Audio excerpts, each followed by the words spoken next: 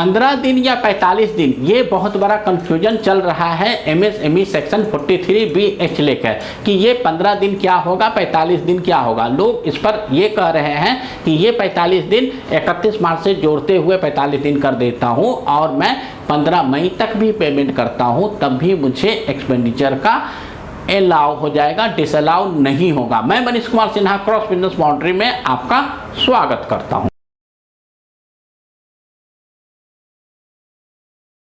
Section 43B कहता है कि अगर आपने किसी भी क्रेडिटर से माल परचेज किया है और वो एमएसएमई में रजिस्टर्ड है, साथ साथ वो माइक्रो या स्मॉल एंटरप्रेन्योर है, इस केस में ये सेक्शन आपके ऊपर अप्लीकेबल है।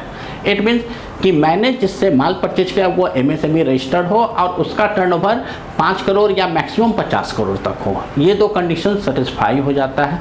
तब ये सेक्शन कहता है कि जिस दिन आपने सर्विसेज लिया है या माल परचेज किया है उससे 15 दिन के अंदर या 45 दिन के अंदर अगर आप पेमेंट कर देते हो तो कोई डिसअलाउ नहीं होगा। 15 दिन किस दिन से? डेट ऑफ इनवॉइस से। अगर आपके और उसके बीच में कोई एग्रीमेंट नहीं है कि आप कितने दिन में पेमेंट करते हो तो मैक्सिमम 15 दिन का आपको टाइम दिया जाता है। उसी तरीके से अगर आप दोनों के बीच में कोई एग्रीमेंट है, चाहे वो 25 दिन का हो, 30 दिन का हो, 45 दिन का हो, 50 दिन का हो, तो एग्रीमेंट डेट का क्रेडिट पीरियड और 45 days which average is earlier वो आपके ऊपर अप्लीकेबल हो जाता है ना। अब ये क्वेश्चन उठता है तो क्या मुझे 31 मार्च प्लस 45 डेज 15 मई तक पेमेंट करूंगा तब भी मैं बच जाऊंगा? तो जी नहीं दोस्तों, ये सेक्शन में क्लियर कट बोला गया है कि ये जो 15 दिन या 45 दिन है from the date of invoice. जैसे अगर मुझे कोई इनवॉइस 31 मार्च को आता है तो डेफिनेटली मेरे पास 15 मई तक टाइम है, अगर मेरा उसके बीच में 45 दिन का क्रेडिट पीरियड का एग्रीमेंट है या 60 डेज का या 90 डेज का। लेकिन अगर मेरे और उसके बीच में कोई क्रेडिट पीरियड का टाइमलाइन नहीं है, कोई एग्रीमेंट नहीं है, तो मुझे 15 अप्रैल तक पे करना है अगर मेरा इनवॉइस का डेट 31 मार्च 2024 होता है। लेकिन दोस्तों अगर यही केस हम मानते हैं 1 जनवरी को कि किसी ने मेरे को इनवॉइस दिया है 1 जनवरी 2024 को और मेरा उससे 3 महीने का क्रेडिट पीरियड है, तो डेफिनेटली ये 3 महीना नहीं माना जाएगा, ये 45 डेज ही माना जाएगा। रीजन, आपका क्रेडिट पीरियड है 90 डेज, इनकम टैक्स का आता है 45 डेज, तो इन दोनों का जो अर्लियर है लोअर है वो है 45 डेज।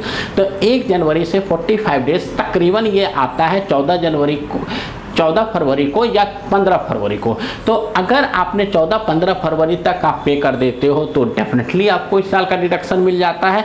इसके साथ इस सेक्शन में और चीज़ कहा जाता है कि ड्यूरिंग द ईयर आप कभी भी पे कर देते हो तो आपको डिडक्शन मिल जाएगा। तो इट मीन्स कि 15 फरवरी तक कर देते हैं तब तो श्योर शॉट मिल जाता है, लेकिन अगर आप 31 मार्च तक भी करते हो तो आपको इसी साल डिडक्शन मिलेगा। लेकिन यही पेमेंट अगर आपने 1 अप्रैल को किया, 2 अप्रैल को किया, 25 अप्रैल को किया, आप जून जुलाई कभी भी किया तो ये नेक्स्ट ईयर में फॉल हो जाता है। तो इस सिनेरियो में जहाँ पर आपको 15 फरवरी तक या मैक्सिमम 31 मार्च तक पे करना था और आप ये पेमेंट 1 अप्रैल को कर रहे हो तो पिछले साल में ये डिसअलाउ हो जाएगा और नेक्स्ट ईयर जब आप पे करोगे जो फिनेंशियल ईयर 24-25 होगा वहाँ पर आपको डिडक्शन मिलेगा। सो दोस्तों आपको ये देखना है 15 दिन या 45 दिन from the date of invoice, नहीं कि फिनेंशियल ईयर के डेट से। सो दोस्तों उम्मीद करता हूँ कि ये वीडियो से आपको सारी जानकारी मिल गई होगी। अगर कोई और इन्फॉर्मेशन होगा तो आप ज़रूर बात करें। जब तक के लिए दोस्तों नमस्कार और प्रणाम। Audio Jungle।